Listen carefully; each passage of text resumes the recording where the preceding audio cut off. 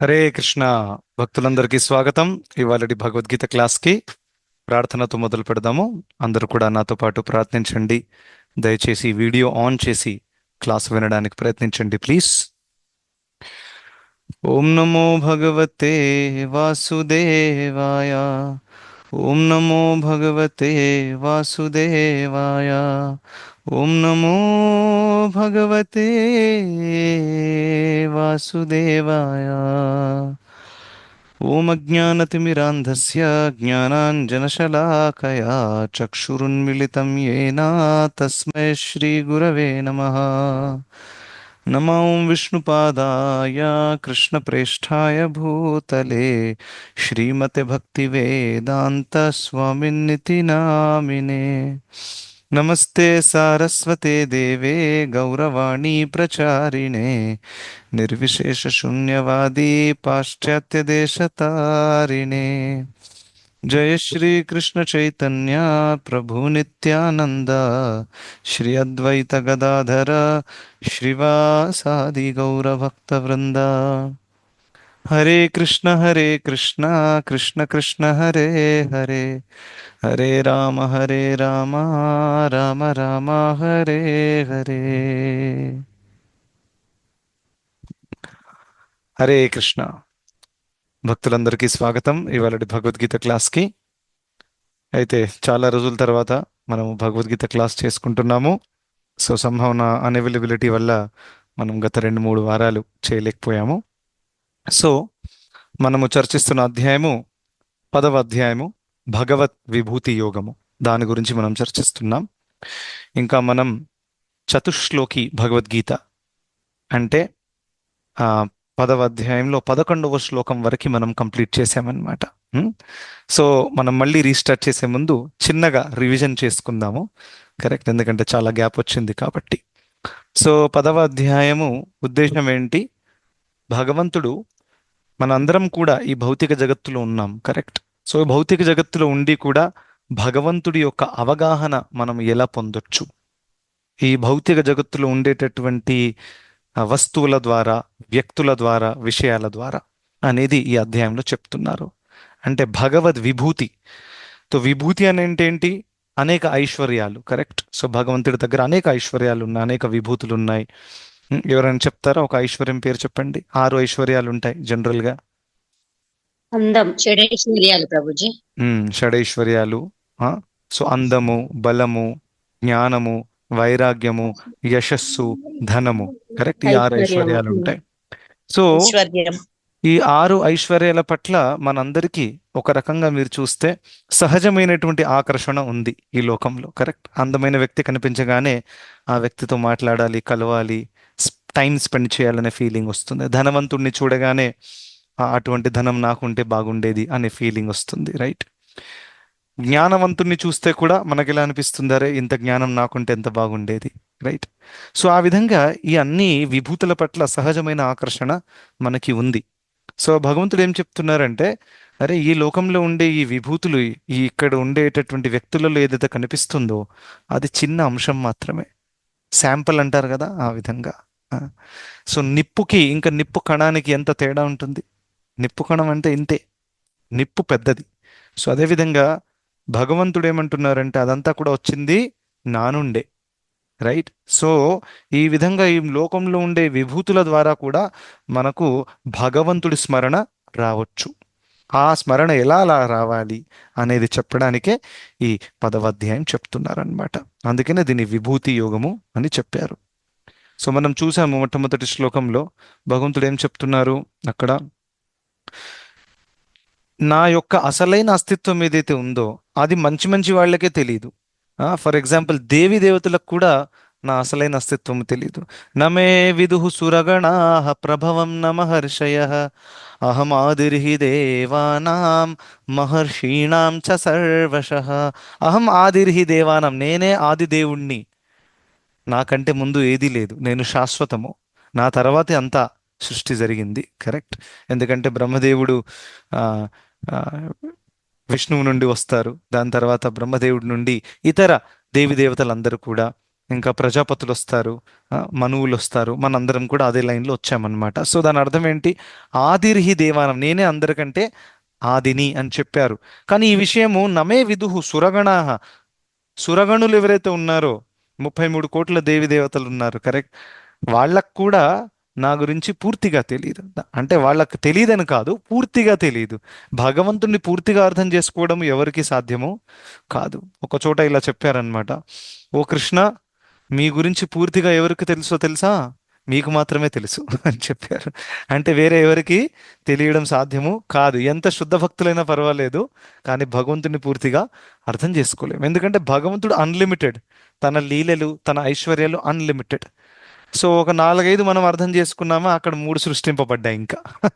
మాది అర్థం చేసుకునే వరకు ఇంకా భగవంతుడు కొత్త కొత్త లీలలు చేస్తూ ఉంటారు. సో ఆ విధంగా అన్లిమిటెడ్, అనంతము, అనంతము కాబట్టి ఇక దానికి హద్దు లేదనమాట. సో ఆ విధంగా మంచి మంచి వాళ్ళకే నా యొక్క అసలైన అస్తిత్వం ఏంటో తెలీదు అని చెప్పి భగవంతుడు ఏం చెప్పారు? 4-5 శ్లోకాలలో కూడా మీరు చూస్తే అక్కడ గుణాల గురించి చెప్పారు, కరెక్ట్. అనేక గుణాలు ఈ లోకంలో కనిపిస్తాయి కదా. బుద్ధి కానివ్వండి, జ్ఞానము కానివ్వండి, క్షమ, సత్యం, దమ, గుర్తొస్తుందా మీకు అందరికీ? సో ఆ గుణాల గురించి చాలా డీటెయిల్గా ఒక్కొక్క క్లాస్లో ఒక్కొక్క గుణం చర్చించాము ఆల్మోస్ట్ మనం. సో అవన్నీ గుణాలు కూడా నా నుండే ఉద్భవించాయి అని 4 మరియు 5వ శ్లోకాలలో కృష్ణుడు వ్యక్తం చేశారనమాట. దాని తర్వాత సప్త ఋషులు ఎవరైతే ఉన్నారో, ఇంకా మనువులు ఎవరైతే ఉన్నారో, ఆ, మానసపుత్రులు, ఎంతో మంది, అంటే బ్రహ్మదేవుడు, వీళ్ళందరూ కూడా ఆ, ఆ, నా గురించి పూర్తిగా అర్థం చేసుకోలేకపోతున్నారు. వీళ్ళు చాలా చాలా గొప్ప వ్యక్తులు, ఇంకా వీళ్ళందరూ కూడా ఉద్భవించింది నా ద్వారానే అని చాలా చాలా క్లియర్గా భగవంతుడు చెప్తున్నారు, రైట్. దాని తర్వాత ఎవరైతే ఇది అర్థం చేసుకున్నారో ఈ విధంగా నేనే అన్నిటికీ స్తోత్రాన్ని, అటువంటి వాళ్ళు ఆ, నా యొక్క భక్తియుత సేవలో నెలకొని ఉంటారు అని చెప్పారు. దాని తర్వాత చతుశ్లోకి భగవద్గీత స్టార్ట్ అవుతుంది. చతుశ్లోకి భగవద్గీతలో భగవంతుడు ఏం చెప్తున్నారు? అహం సర్వస్య ప్రభవో మత్తః సర్వం ప్రవర్తతే ఇతి మత్వా భజంతే మాం బుధా భావ సమన్వితాః. నేనే అన్నింటికి స్తోత్రము, భౌతిక జగత్తులు కూడా ఆధ్యాత్మిక జగత్తులు కూడా, రైట్. అహం సర్వస్య ప్రభవో మత్తః సర్వం నా నుండి అంతా వచ్చింది. ఇతి మత్వ, ఎవరైతే దీన్ని తెలుసుకున్నారో అటువంటి వాళ్ళు బుధా భావ, అటువంటి బుద్ధి కలిగిన వాడు నా యొక్క భక్తియుత సేవలో నెలకొని ఉంటాడు, ఇంకా నన్ను హృదయపూర్వకంగా ఆరాధిస్తారు అని చెప్తున్నారు. ఓకే, ఇది ఫస్ట్ వర్స్ చతుశ్లోకి భగవద్గీతలో. దాని తర్వాత 9వ శ్లోకం మీరు చూస్తే మచ్చిత్త మద్గత ప్రాణ, ఆ శ్లోకంలో చెప్తున్నారే ఈ విధంగా బుద్ధి కలిగిన వాళ్ళు భగవంతుడి యొక్క అసలైన అస్తిత్వాన్ని తెలుసుకొని భగవంతుడి సేవలో నెలకొని ఉంటారు కదా. మరి వారి లక్షణం ఏంటి? ఒక లక్షణం ఎలా అనే లక్షణం గురించి ఇక్కడ చెప్తున్నారు. మచ్చిత్త మద్గత ప్రాణ బోధయంత పరస్పరం. సో అటువంటి భక్తిలో ఒక లక్షణం ఏంటి? వాళ్ళు ఎప్పుడు కూడా భగవంతుడిని వారి చిత్తములో పెట్టుకుంటారు అనమాట. అంటే వాళ్ళ మైండ్లో ఎప్పుడు భగవంతుడు ఉంటారు, బ్యాక్గ్రౌండ్లో కాదు, ఫోర్ గ్రౌండ్లో. చాలా ఇంపార్టెంట్. జనరల్గా మనకి భగవంతుడు బ్యాక్గ్రౌండ్లో ఉంటారు, అవసరం ఉన్నప్పుడు ఫోర్ గ్రౌండ్లో తీసుకొస్తాం, తర్వాత బ్యాక్గ్రౌండ్లో పెట్టేస్తాం. అలా కాకుండా చిత్తములో పెట్టుకోవడం అంటే ఏంటి? ఫోర్ గ్రౌండ్లో ఉండడం అనమాట. సో ఆ విధంగా మరి ఆ భక్తులు ఇంకొక లక్షణం ఏంటి? బోధయంత పరస్పరం. కేవలం భగవంతుడిని మనసులో స్మరించడమే కాకుండా ఇతర భక్తులతో వాళ్ళు పరస్పరానుకథనం చేస్తారన్నమాట. అంటే భగవంతుడి గురించి చర్చిస్తారు, దీన్నే కథ అంటారు, రైట్. సో ఆ విధంగా ఎప్పుడు కూడా వాళ్ళు భగవత్ చర్చలో నెలకొని ఉంటారు, భగవత్ స్మరణలో నెలకొని ఉంటారు. ఇది ఉన్నత స్థాయిలో ఉండేటటువంటి భక్తుల యొక్క లక్షణం అన్నమాట. సో మనందరం కూడా సాధకులము, రైట్. సో మనం ఏదో కొన్ని మాలలు చేసుకుంటున్నాము, ఇంకా భగవద్గీత క్లాసు వింటున్నాము, రైట్, భక్తుల సాంగత్యం చేస్తున్నాము. సో మనం కూడా ఉన్నతమైన భక్తులు అవ్వాలి అని అంటే మనం ఎల్లప్పుడూ కూడా కృష్ణుణ్ణి స్మరించాలి మన మనసులో. ఎందుకంటే మనసు యొక్క కార్యం ఏంటి? స్మరణ. ఒకటేంటంటే కోరికలు అక్కడ ఉద్భవిస్తాయి, రెండవది స్మరణ, రిమెంబరెన్స్, కరెక్ట్. సో ఆ స్మరణ ఏదైతే ఉందో అందులో ఎప్పుడు కూడా మనకి భగవంతుడు ఉండవలసిన అవసరము చాలా చాలా ఉంది, రైట్. సో ఇది ఫర్ ఎగ్జాంపుల్ మనం చూస్తాం అంబరీష్ మహారాజు యొక్క వివరణలో చాలా క్లియర్గా ఉంది. సవై మనః కృష్ణ పదారవిందయో వచాంసి వైకుంఠ గుణాను వర్ణనే అని చెప్పారు. అయితే అంబరీష్ మహారాజు ఎల్లప్పుడూ కూడా కృష్ణుణ్ణి తన మనసులో ధరించారనమాట. దాని అర్థం ఏంటి? మన జీవితంలో జరుగుతున్నటువంటి ప్రతి ఒక్క సందర్భాన్ని కృష్ణుడితో కనెక్షన్లో చూడడం. అది అంటే ప్రతిసారి కృష్ణుడిని స్మరిస్తున్నాము అని అంటే మనకి ఏది కనిపించట్లేదు, కేవలం కృష్ణుడు కనిపిస్తున్నాడు అలా కాదు. ఇక్కడ నేను ఆఫీస్ పని చేస్తున్నాను, మీరు ఇంట్లో కుకింగ్ చేస్తున్నారు, కరెక్టా? మీకు కేవలం కృష్ణుడే కనిపిస్తే కుకింగ్ ఎలా చేస్తారు మీరు? కరెక్ట్. సో దాని కృష్ణుడిని స్మరించడం అని అంటే ఏంటంటే మన జీవితంలో మనం చేసే ప్రతి ఒక్క కార్యం వెనకాల భావము, నేను ఇది కృష్ణుడి సంతృప్తి కోసం చేస్తున్నాను, కృష్ణుడి సేవ కోసము చేస్తున్నాను అనే భావంతో చేయడం. కార్యం అయిన తర్వాత ఆ ఫలితాన్ని కృష్ణుడికి అర్పించడం. రైట్, అది ఒకటి. ఇంకా ముఖ్యంగా జీవితంలో జరుగుతున్నటువంటి అన్ని సందర్భాలను కృష్ణుడితో కనెక్షన్లో చూడడం. సో భక్తులు చాలా చాలా చతురంగా ఉంటారనమాట. వాళ్ళకు సుఖం వచ్చినా కానీ దుఃఖం వచ్చినా కానీ వాళ్ళు దాన్ని కృష్ణుడితో కనెక్షన్లో చూస్తారు. రైట్. కుంతీదేవి ఏం చెప్తుంది? నాకు ఇంకా దుఃఖాలు కావాలి. ఎందుకు? ఆ దుఃఖాలలో కృష్ణుణ్ణి చూడగలుగుతుంది కాబట్టి. సో అటువంటి దుఃఖాలు చాలా మేలు చేస్తున్నాయి, నాకు కావాలి. సో ఆ విధంగా చూడండి. దాని అర్థం ఏంటి? ఇటువంటి భక్తుల మైండ్లో నుంచి కృష్ణుడిని మీరు బయటికి తీయరాదు. ఎందుకు దుఃఖాలలో కూడా కృష్ణుడిని చూస్తున్నారు అని అంటే ఇంకేమైనా మిగిలిందా చెప్పండి?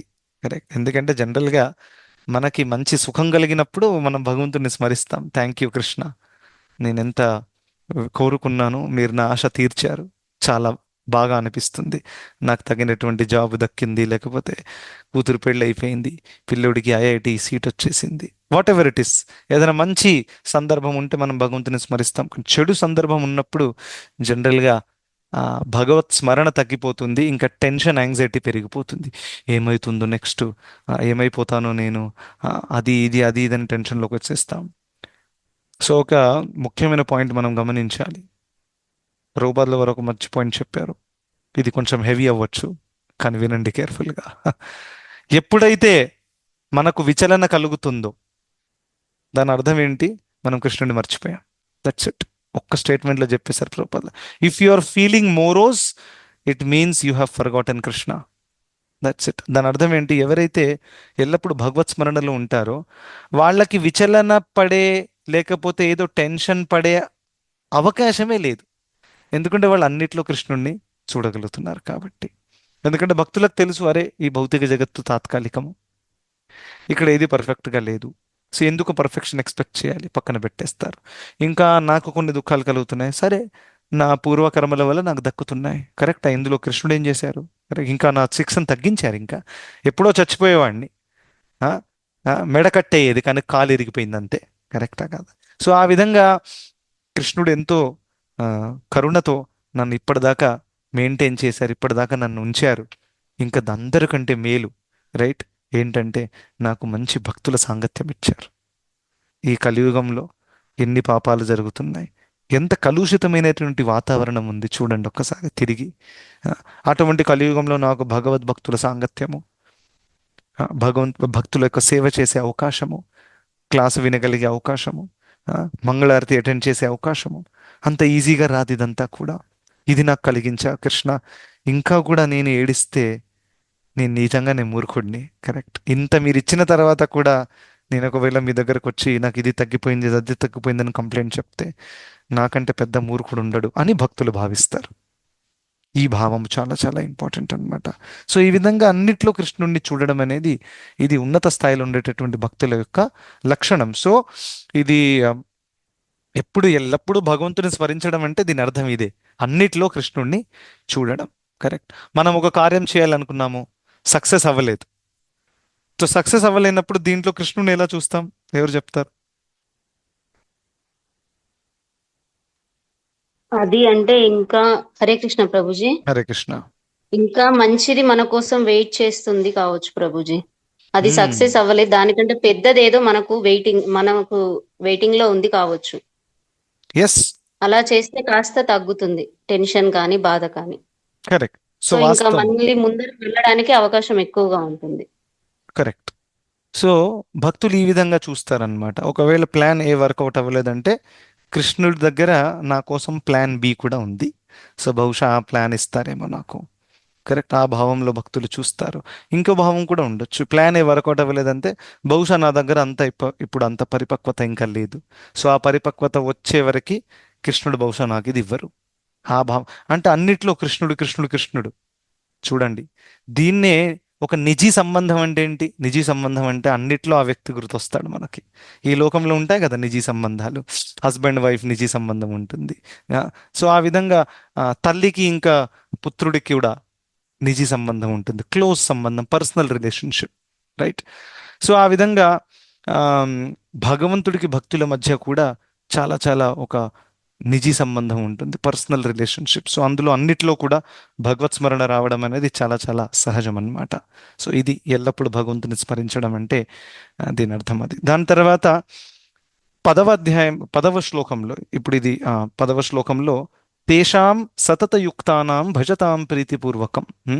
సో ఎప్పుడెప్పుడు అనొచ్చు, అరే ఈ భక్తి మార్గము, కొంతమంది అంటారు ఇది కేవలం సెంటిమెంటల్ పాత్, సెంటిమెంటల్ మార్గం. కేవలం అంటారు కృష్ణ కృష్ణ అంటారు, జపం చేస్తారు, ఎప్పుడెప్పుడు ఏడుస్తారు, రోడ్ల మీద డ్యాన్స్ చేస్తారు ఈ హరే కృష్ణ వాళ్ళు. వీళ్ళంతా సెంటిమెంటల్స్, వీళ్ళకి జ్ఞానం లేదు, బుద్ధి తక్కువ ఉన్న వాళ్ళు ఇటువంటి మార్గాన్ని తీసుకుంటారు. కరెక్ట్, మేము చాలా స్కాలర్లము, మాకు ఈ శ్లోకాలు వచ్చు, ఆ శ్లోకాలు వచ్చు, వేదాంతం చదువుతాం మేము. ఆ, ఈ విధంగా కొంతమంది వాదిస్తుంటారు, నేను పర్సనల్గా చూశాను కూడా. ఇది ఎంతటి మూర్ఖత్వం చూడండి. ఎందుకంటే ఈ భక్తి మార్గాన్ని ఫాలో చేసింది గొప్ప గొప్ప మేధావులు కూడా ఉన్నారు, సెంటిమెంటల్ వాళ్ళు కూడా ఉన్నారు. ఫర్ ఎగ్జాంపుల్, ఎక్కువగా విద్య లేనటువంటి వాళ్ళు కూడా ఉన్నారు. రామానుజాచార్యుల వారు ఏమైనా జ్ఞానం లేని వాళ్ళ, సెంటిమెంటలా? మధ్వాచార్యుల వారు సెంటిమెంటలా, జ్ఞానం లేని వాళ్ళ? శంకరాచార్యుల వారు జ్ఞానం లేని వాళ్ళ? ఒక్కసారి ఆలోచించండి. గొప్ప గొప్ప మేధావులు వీళ్ళు ఈ భక్తి మార్గాన్ని ఫాలో చేశారు, ప్రచారం కూడా చేశారు. చైతన్య మహాప్రభుల వారు one of the greatest scholars in Navadwip ఆ టైంలో, నిమాయ్ పండిత్ అనే పేరుతో. చూడండి, అంత గొప్ప గొప్ప మేధావులు ఈ భక్తి మార్గాన్ని ఫాలో చేశారు.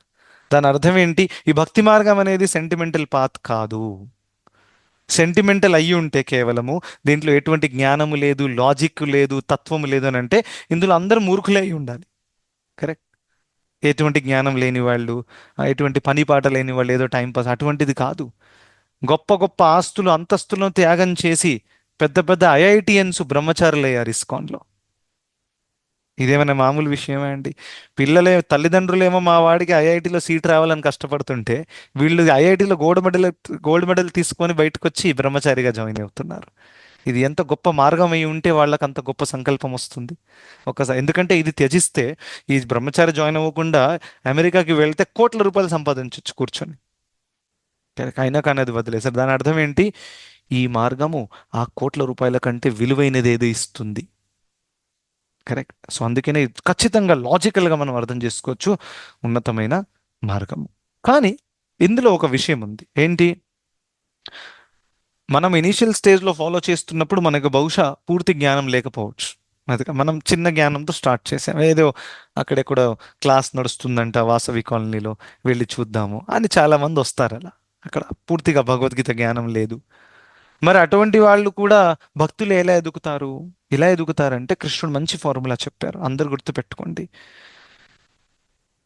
ప్రామాణికమైన ప్రేమ భావంతో ఎప్పుడైతే మనము భగవంతుడికి సేవ అర్పించడానికి ప్రయత్నిస్తామో, భక్తి చేస్తామో, అప్పుడు మనం జ్ఞానరహితులైనప్పటికీ ఆ జ్ఞానాన్ని, బుద్ధిని కృష్ణుడు మనకి అందిస్తారు. సో దాని అర్థం ఏంటి? భక్తి మార్గంలో మనకు ఎదగాలి అని అంటే చాలా బుద్ధి ఉండాలి, చాలా జ్ఞానం ఉండాలి అనేటువంటి అర్హత అవసరం లేదు. ఏకైక అర్హత ఏంటి? మనకు అఫ్ కోర్స్ శ్రద్ధ ఉండాలి, నో డౌట్. దానితో పాటు ప్రీతిపూర్వకంగా మనము భక్తి చేయాలి. ప్రీతిపూర్వకంగా అంటే ఏంటి? దాని అర్థం ఏంటంటే కృష్ణుడి యొక్క సంతృప్తి కోసం నేను ఎలా పని చేయాలి. కరెక్ట్. భగవత్ ప్రీతి అర్థము అని అంటాం కదా, అది ఎలా ఆ విధంగా మనం ఎప్పుడైతే చేస్తామో, జ్ఞానం లేకపోయినా పర్వాలేదు, ఆ జ్ఞానము భగవంతుడు ఇచ్చేస్తారు. అందుకనే తేషాం సతతయుక్తానాం భజతాం ప్రీతిపూర్వకం. ప్రీతిపూర్వకంగా నన్ను ఎవరైతే భజిస్తున్నారో దదామి బుద్ధి యోగం తం, ఏనమాం, నేను ఆ బుద్ధిని ప్రసాదిస్తాను. ఏమవుతుంది ఆ బుద్ధి ద్వారా? ఆ బుద్ధి ద్వారా వాళ్ళు ఇంకా నాకు దగ్గర అవుతారనమాట. సో ఆ విధంగా కృష్ణుడు చాలా చాలా ఓపెన్గా డిక్లరేషన్ ఇచ్చారు. సో అందుకని మనం చూస్తాము, చాలా చాలా సాధారణమైనటువంటి వ్యక్తులు కూడా చాలా ఉన్నత స్థాయిలో ఉన్నటువంటి భక్తులు కూడా ఉన్నారు. ఫర్ ఎగ్జాంపుల్, బ్రాహ్మణ పత్నులు మనం చూసాము, సాధారణమైన మహిళలు. వాళ్ళకి ఏదో వేదిక జ్ఞానం లేదు, ఎక్కువగా పాండిత్యం లేదు, ఏమీ రాదు. అయినా కానీ వాళ్ళ పతిలు, హస్బెండ్స్ ఎవరైతే ఉన్నారో వాళ్ళు అంత గొప్ప పండితులు అయినప్పటికీ కృష్ణుడు వాళ్ళని అనుగ్రహించలేదు, కానీ వీళ్ళని అనుగ్రహించారు. ఎందుకంటే వీళ్ళు ప్రీతిపూర్వకంగా చేస్తున్నారు కాబట్టి. వాళ్ళేమో అహంకారంలో మునిగిపోయారు, మేము బ్రాహ్మణులము, మేము ఇది తర్వాత రా అని. సో ఆ విధంగా కృష్ణుని నెగ్లెక్ట్ చేశారనమాట. సో అందుకనే వాళ్ళకి అంత జ్ఞానం ఉన్నప్పటికీ అది జీరో అయిపోయింది. కానీ బ్రాహ్మణ పతులకి ఎక్కువ జ్ఞానం లేదు, వాళ్ళకు ఒకటే తెలుసు, కృష్ణుణ్ణి ఎలా సంతృప్తి పరచాలి. సో కృష్ణుడు అడిగారా, ఆకలి అవుతుందని అడిగారా, సరే డబ్బాలు డబ్బాలు అంతా తీసుకెళ్ళి ఇచ్చేద్దాం. అరే మీ హస్బెండ్స్ మిమ్మల్ని తిడితే పర్వాలేదు, తర్వాత చూసుకుందాం. సో ఆ విధంగాని వాళ్ళంతా తీసుకెళ్లి కృష్ణుడికి ఇచ్చేశారు. కృష్ణుడి యొక్క మిత్రులకి కడుపు నిండా పెట్టారనమాట బృందావనంలో, ఈ లీలలో. సో ఆ విధంగా బ్రాహ్మణ పత్నులు శుద్ధ భక్తులు, ప్రీతిపూర్వకంగా సేవ చేస్తున్నారు. సో ఆ విషయం మనం గమనించాలి. సో అందుకనే మనం ఎప్పుడు కూడా, ఇప్పుడు ఇన్ని సంవత్సరాలు మనం క్లాస్ విన్న తర్వాత మనకు ఒక క్లారిటీ రావాలి. మనం ఎప్పుడు కూడా భగవంతుడి ముందుకు వెళ్ళి చాలా చాలా క్లియర్గా ఒకటే అడగాలి, నన్ను మీ సేవలో నియుక్తం చేయండి. నేను ఎటువంటి కోరిక నేను వ్యక్తం చేయట్లేదు భౌతికంగా, ఎందుకంటే నాకు అర్హత లేనిది కూడా మీరు నాకు చాలా ఇచ్చారు. ఇంకా ఏం నోరు ఓపెన్ చేసి అడగను మీ ముందు. కరెక్ట్. సో ఆ విధంగా భక్తులు ఎప్పుడు కూడా అడగరు భగవంతుడి దగ్గరికి వెళ్ళి. ఎందుకంటే వాస్తవానికి మన హృదయంలో ఏముందో, ఇంకా మన జీవితంలో ఏం నడుస్తుందో అందరికంటే ఫస్ట్ తెలిసేది కృష్ణుడికి. తర్వాత మీ వైఫ్కి, హస్బెండ్కి, పిల్లలకి, రిలేటివ్స్కి తర్వాత తెలుస్తుంది. అందరికంటే ఫస్ట్ తెలిసేది కృష్ణుడికి, మీరు చెప్పకుండా కానీ. సో ఆయనకు తెలుసు మీ పరిస్థితి ఏంటి, ఇప్పుడు ఈ పరిస్థితులు ఏం చేస్తే మంచిది. అందుకని ఇది చాలా చాలా ఇంపార్టెంట్ అన్నమాట. కానీ మన ప్రాబ్లం ఏంటంటే భగవంతుడి ప్లాన్ మనం అర్థం చేసుకోలేకపోతాం. సో అందుకని అక్కడ ప్రాబ్లం అవుతుంది. ఒక చిన్న పిల్లోడు ఉన్నాడు, ఒక తల్లి ఏమో ఇలా కూర్చొని వాడి కోసం స్వెటర్ కుడుతుంది. సో మంచి స్వెటర్ మీద డిజైన్ ఉండాలి, సో డిజైన్ తయారు చేస్తుంది. పిల్లోడు కింద ఉన్నాడు అనమాట, వాడు ఇలా చూస్తున్నాడు, మమ్మీ ఏం చేస్తున్నావు అని. నీకోసం మంచి స్వెటర్ కుడుతున్నాను నాన్న, డిజైన్ కూడా చేస్తున్నా అంటే, కింది నుంచి చూస్తే ఏం కనిపిస్తుంది, అన్ని దారాలు కనిపిస్తున్నాయి. సో తల్లి యొక్క ప్లాను కింది నుంచి ఆ పిల్లోడు చూస్తే తనకి మొత్తం దారాలు, పిచ్చి గీతలు కనిపిస్తున్నాయి కదా. కింది నుంచి చూడండి, ఎటువంటి డిజైన్ ఉండదు అక్కడ.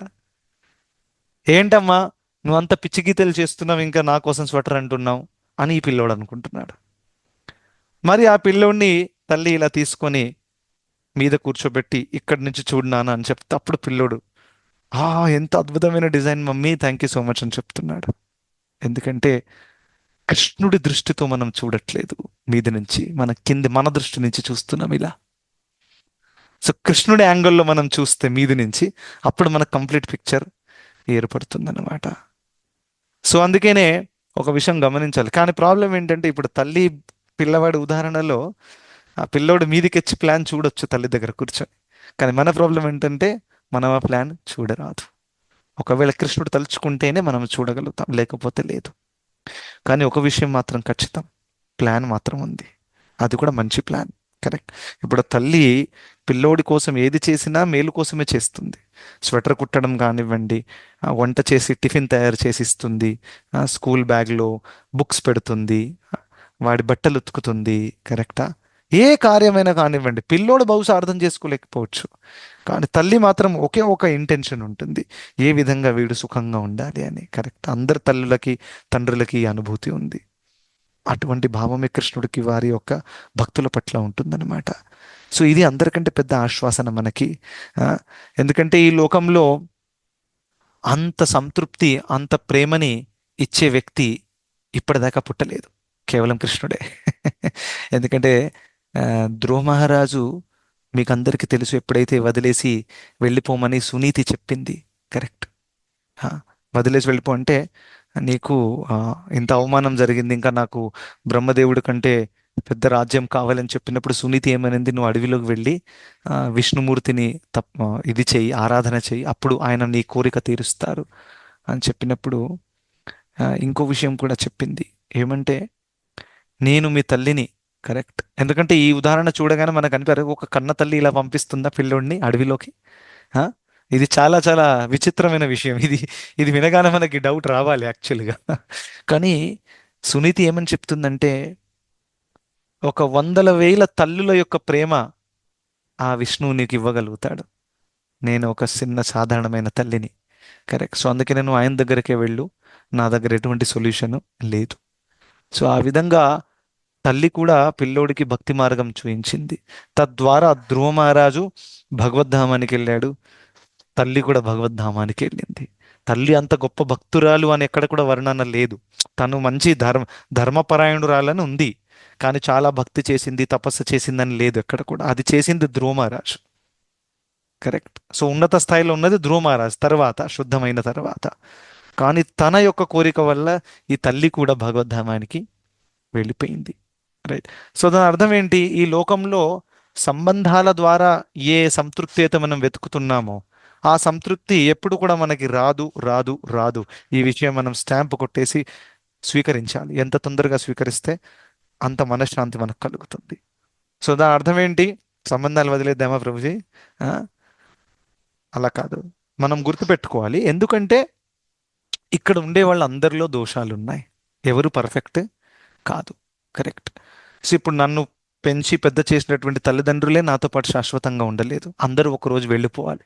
వాళ్ళు వెళ్ళిపోతారు, ఒకరోజు నేను వెళ్ళిపోతాను, నా తర్వాత తరాలు కూడా వెళ్ళిపోతారు. కరెక్టా? అరే మా నాన్నగారు అంటే నాకు చాలా ప్రాణం, నేను ఎప్పుడు నిత్యము వాళ్ళతో ఉండాలి అని అంటే ఆయన ఉండలేరు. కరెక్ట్. ఎందుకంటే ఆయన కూడా ఒక భౌతిక శరీరంలో ఉన్నారు కాబట్టి, తను కూడా తన ప్రయాణంలో ఉన్నారు, అందరూ కూడా వారి వారి ప్రయాణంలో ఉన్నారు. కరెక్ట్. సో తన ప్రయాణం అక్కడ కొనసాగుతుంది, నా ప్రయాణం నేను చూసుకోవాలి. కరెక్టా కాదా? సో అందుకనే ఇక్కడ ఒక వ్యక్తి మనకు చాలా నచ్చిన మంచి వ్యక్తి కలిసినా గానీ ఆ వ్యక్తి మనతో శాశ్వతంగా ఉండరాదు. అది ఇంకో శాపం. కదా, temporary. Correct. First of all మంచి వ్యక్తులు దక్కడమే చాలా డిఫికల్ట్ ఇక్కడ ఈ లోకంలో. ఆ దక్కినా గానీ వాళ్ళు శాశ్వతంగా మనతో పాటు ఉండలేరు. దాని అర్థం ఏంటి? అందరికి ఇక్కడ లిమిటేషన్స్ ఉన్నాయి. కరెక్ట్. సో అందుకనే ఇక్కడ ఈ లోకంలో ఎప్పుడు కూడా మనకేదో సంతృప్తి దక్కుతుంది, నన్ను చాలా ఆనందపరుస్తారు అనే భావము ఎంత తొందరగా త్యజిస్తే అంత మంచిది. మరి అది మరి ఆ అటువంటి ఊహని ఎవరి నుంచి మరి పెట్టుకోవాలి? అది కృష్ణుడి దగ్గర నుంచి పెట్టుకోవాలి. సునీతి చెప్పింది కదా, ఈ విషయాన్ని మనం గుర్తుపెట్టుకోవాలి. ఎంతో మంది వేల తల్లుల యొక్క ప్రేమని ఆ శ్రీ మహావిష్ణువు ఇవ్వగలుగుతాడు, కానీ నేను మాత్రం ఇవ్వలేనని చెప్పింది. చాలా మంచి పాయింట్ అది. రైట్. అందుకని కృష్ణుడు కూడా అన్నారు, పితాహమస్య జగతో మాతా ధాత పితామహ. నేను తండ్రిని, నేను తల్లిని, నేను పితామహుణ్ణి, నేను మెయింటైనర్ని అన్ని కూడా చెప్పారు. సో ఈ భావం మనకు వస్తే భగవంతుడితో ఒక నిజి సంబంధం ఏర్పడుతుందన్నమాట. మనం అందరం ఈ స్థాయికి రావాలండి. It's very important. ఏమవుతుందంటే ఈ భక్తి మార్గం ఎప్పుడెప్పుడు చాలా రిచువలిస్టిక్గా అయిపోతుంది చాలా మందికి. కరెక్టా? అంటే వచ్చామా, జపం అయిపోయింది, మాల పెట్టేసాము, ఆ, టక్ టక్ టక్ టక్ హారతి చేసాము. ఒకసారి నేను చూశాను, దామోదరాష్టకం చేస్తున్నప్పుడు ఒక వ్యక్తి ఇలా దీపం తీసుకొని వెళ్ళిపోయాడు 10 సెకండ్స్లో. సో ఇది ఈ విధంగానే మన ప్రీతి వ్యక్తం చేస్తున్నాం మనం, ఇంత ఫాస్టా? టక్ టక్ 10 సెకండ్స్ అంటే దానికి కూడా టైం లేదనమాట. అలాంటి పరిస్థితి వచ్చింది. సో దాని అర్థం ఏంటి? Take a break, take a break. ఈ భౌతిక జగత్తు నడుస్తూనే ఉంది, మనం లేకున్నా నడుస్తుంది, మనం ఉన్నా నడుస్తుంది. కరెక్ట్. ఏం అంటారు కదా లోకల్లో, ఏం పడిపోవట్లేదు అక్కడ అని అంటారు కదా. సో అందుకనే అనవసరంగా టెన్షన్స్ తీసుకొని అది ఇది అని అటు ఇటు కన్ఫ్యూజ్ అవ్వాల్సిన అవసరం లేదు. Relax, take a break. కొంచెం సమయం కృష్ణుడికి ఇవ్వాలి. కొంచెం మనం ఆలోచించాలి, నేను ఏ దిశలో వెళ్తున్నాను, నా మనసు ఎటువైపు ఉంది, నా హృదయంలో ఏం నడుస్తుంది, కొంచెం ఇంట్రస్పెక్ట్ చేయాలి. ఇది మానవ జీవితం ఇచ్చింది దీనికోసం. ఇది పశువులు చేయరు. అది మీరు ఎప్పుడైనా చూసారా? ఆ, ఒక ఒక మేక ఇలా కూర్చొని చాలా డీప్గా ఆలోచిస్తుంది, నేను ఎవరిని. ఆ, అలా ఎప్పుడు చేయదు. తిన్నదా, పడుకున్నదా, మళ్ళీ బాత్రూమ్ పోతుంది, మళ్ళీ తింటుంది, తిరుగుతూ ఉంటుంది. అది బిజీగా ఉంటుంది. ఒక చిన్న చీమ కూడా ఎప్పుడు బిజీగానే ఉంటుంది. తిన్నామా, పడుకున్నామా, తెల్లారిందా. కరెక్ట్. మనం అలా చేయకూడదు. అందుకనే మనం బ్రేక్స్ తీసుకోవాలి, భగవంతుడికి సమయం ఇవ్వాలి. సో ఇంకేంటంటే మనం ఏ స్థాయికి రావాలంటే, మనము కృష్ణుడితో ఒక పర్సనల్ లవింగ్ రిలేషన్షిప్ ఉండాలి. ఈ లోకంలో అందరికీ లవింగ్ రిలేషన్షిప్ కావాలి. కరెక్ట్. అందరు అంటారు చాలా మంది, ప్రభుజీ నన్ను అర్థం చేసుకునే వ్యక్తి ఉంటే, జనరల్గా మనల్ని ఎవరైనా అర్థం చేసుకునే వాళ్ళు ఉంటే మనకు చాలా ఇష్టం. ఒప్పుకుంటారా లేదా? ప్రాబ్లం ఏంటంటే మనల్ని అర్థం చేసుకునే వాళ్ళు ఇంకా పుట్టలేదు, పుట్టరు కూడా. అది ఎందుకంటే అందరి స్వభావం వేరు వేరుగా ఉంటుంది. మనల్ని వేరే వాళ్ళు కొంతవరకు అర్థం చేసుకోవచ్చు, కానీ పూర్తిగా అర్థం చేసుకోరాదు. రైట్.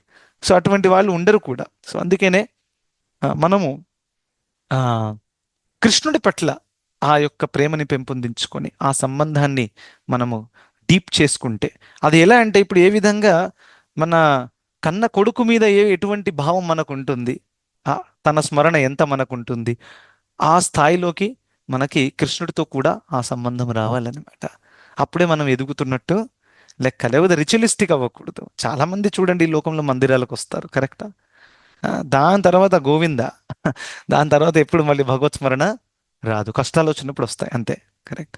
కానీ కృష్ణ చైతన్య మార్గంలో మనకి గౌడీయ వైష్ణవ సంప్రదాయంలో మనకి ఆచార్యులు ఒక విషయం చెప్పారు. ఏంటది? ప్రేమ పుమర్థో మహాన్. అందరికంటే ఉన్నతమైనది భగవత్ ప్రేమ.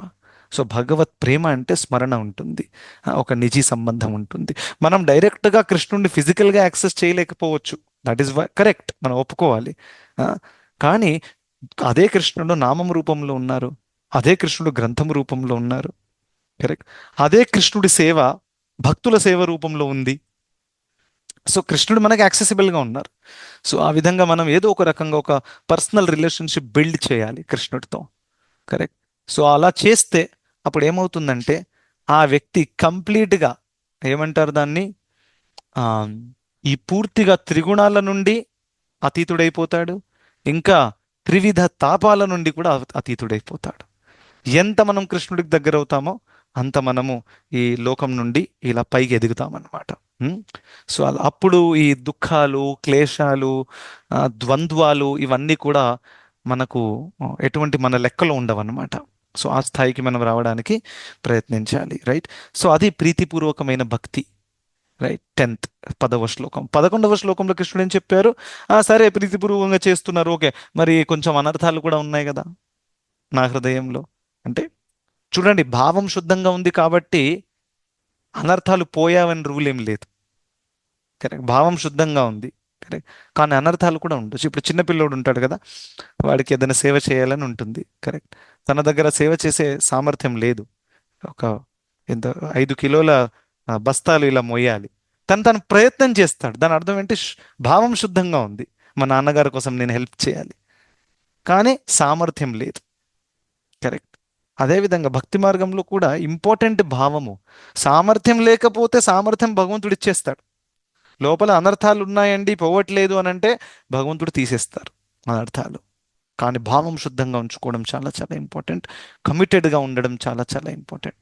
సో ఒకటి ఏంటంటే నా అబ్జర్వేషన్, ఇన్ని కొన్ని సంవత్సరాలలో ఎవరైతే కమిటెడ్గా ఉన్నారో డివోటీస్, కమిటెడ్గా ఉండడం అంటే అటువంటి వాళ్ళు కన్సిస్టెంట్గా ఉంటారనమాట. Consistency is commitment. Correct. So కన్సిస్టెంట్గా అంటే క్రమము తప్పకుండా రెగ్యులర్గా జపం చేయడము, క్లాసుకు రావడము, భక్తుల సాంగత్యం, ఇది ఎవరైతే చేస్తున్నారో నా అబ్జర్వేషన్ నేను చూసిన అటువంటి వాళ్ళు ఎప్పుడు పతనం అవ్వలేదు. ఎదిగారు, డబుల్ ట్రిపుల్ టైమ్స్ ఎదిగారు, కానీ వాళ్ళు ఎప్పుడు కూడా పతనము అవ్వలేదు. సో ఇది చాలా చాలా ఇంపార్టెంట్. కన్సిస్టెంట్గా ఉండడము, కమిటెడ్గా ఉండడము. మనకి ఆ ప్రీతిపూర్వకమైన భావము రాకపోయినా మనం అనవసరంగా ఫేక్ చేయాలని చెప్పట్లేదు నేను. ఫేక్ చేయండి, కృష్ణ నువ్వు నా కళలోకి వస్తున్నావు, నువ్వు లేకుండా నేను బ్రతకలేను, అలాంటి ఫీలింగ్ రాకపోవచ్చు. That is okay, we agree that. కానీ అట్ ద సేమ్ టైం అలా లేకున్నప్పటికీ మనం ఆ ప్రేమను ఎలా వ్యక్తం చేయొచ్చు? మంచి సాధన ద్వారా, మంచి జపం ద్వారా, మంచి భగవద్గీత అధ్యయన ద్వారా అదే ప్రేమని వ్యక్తం చేయొచ్చు. అదే ఇక్కడ రేపు వెళ్ళి శుద్ధమైన ప్రేమగా కన్వర్ట్ అయిపోతుంది. రాగానుగా భక్తి, మనం ఉన్నది సాధన భక్తి. సాధన భక్తి నుండి రాగానుగా వైపు ట్రాన్సిషన్ చేస్తున్నాం మనం అందరం. సో దాని అర్థం ఏంటి? సాధన పక్కాగా చేయాలి. సో అందుకనే తిప్పి తిప్పి పాయింట్ అక్కడికే వస్తుంది. మనం మంచిగా జపం చేయాలి, మంచిగా భగవద్గీత చదవాలి, రెగ్యులర్గా చదవాలి, మిస్ అవ్వకూడదు. వారానికి ఒకసారి మనకి సత్సంగం యొక్క అవకాశం దక్కుతుంది ఫర్ ఎగ్జాంపుల్. ఖచ్చితంగా దాని పూర్తి లాభం మనం పొందాలి. సో ఇది మనం ఇందులో నేర్చుకోవాల్సిన విషయం అన్నమాట. సో నేను 11వ శ్లోకం వరకు రివైజ్ చేశాను. అందరి కోసం. సో రేపు మరి ఎల్లుండి మనం పై వచ్చే శ్లోకాలు చర్చిద్దాం. ఇప్పుడు నేను రివైజ్ చేశాను కదా, మీరందరూ కూడా ఇవాళ ఒక చిన్న హోంవర్క్ చేయాలి. మీరు కూడా వెళ్ళి 11 శ్లోకాలు ఓపెన్ చేసి చదవండి. బహుశా ఒక 20 నిమిషాలు పడతాయి, 20-30 నిమిషాలు పడతాయి. చదవండి మంచిగా. చదివి రేపు మీరు క్లాస్లో కూర్చుంటే ప్రిపేర్డ్గా ఉంటారు. కరెక్ట్. సో అందుకే అలా ప్రయత్నించండి. సో అందరికి ధన్యవాదాలు. Hare Krishna. Thank you so much. ఇప్పుడు మనము దామోదర ఆరతి చేద్దాము, దామోదరాష్టకం. ఎవరికేమైనా ప్రశ్నలు ఉన్నాయండి? ఒక ప్రశ్న తీసుకోవచ్చు, ఇన్ కేస్ యూ హ్యావ్.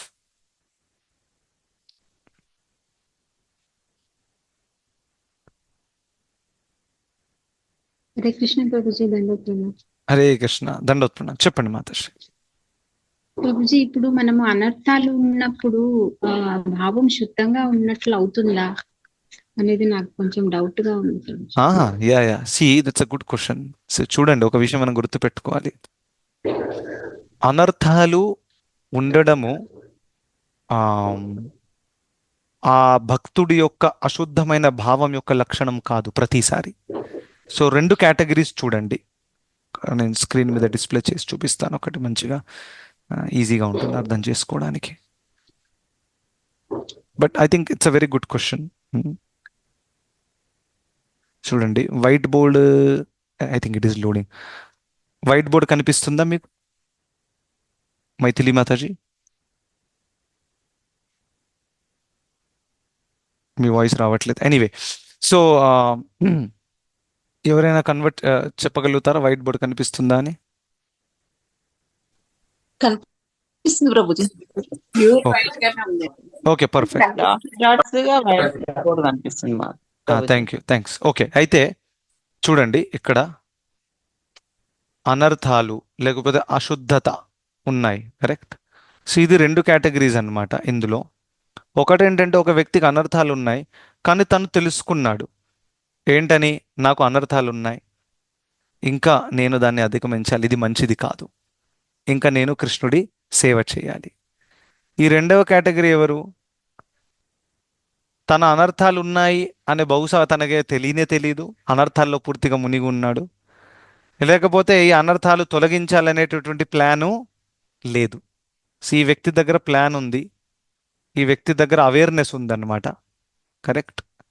ఈ వ్యక్తి దగ్గర అవేర్నెస్ లేదు, ఈ వ్యక్తి దగ్గర ప్లాను లేదు. రైట్.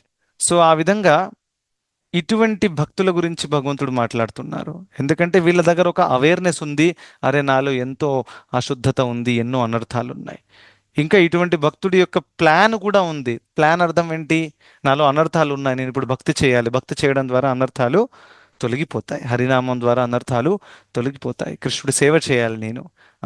సో ఆ విధంగా ఈ భక్తుడిలో అనర్థాలు ఉన్నప్పటికీ తను శుద్ధమైన స్థాయికి ఎదుగుతున్నాడు. కరెక్ట్. ట్రాన్సిషన్ అవుతుందన్నమాట. కానీ ఇక్కడ అటువంటి ఎదగడం లేదు, ఎందుకంటే ఇక్కడ ప్లాను లేదు, అవేర్నెస్ లేదు. సో అందుకనే ఈ కేటగిరీలో ఉన్నప్పటికీ, అనర్థాలు ఉన్నప్పటికీ ఈ వ్యక్తి శుద్ధమైన వాడు అని చెప్పొచ్చు, ఎందుకంటే భావం శుద్ధమైనటువంటిది కాబట్టి, శుద్ధమైన భావంతో ముందుకు వస్తున్నాడు కాబట్టి. ఆ విధంగా ఈజ్ ఇట్ ఓకే మాతాజీ? శుద్ధ భక్తుడు అని చెప్పట్లేదు. శుద్ధ భక్తుడు అంటే ఎప్పుడు అనర్థాలు లేవు, ఇంకా భావం కూడా శుద్ధం, 2. శుద్ధ భక్తుడు కాదు ఇంకా అయినా, కానీ శుద్ధమైన భావం ఉంది కాబట్టి కృష్ణుడు అనుగ్రహించడానికి రెడీగా ఉన్నారు. ఆ విధంగా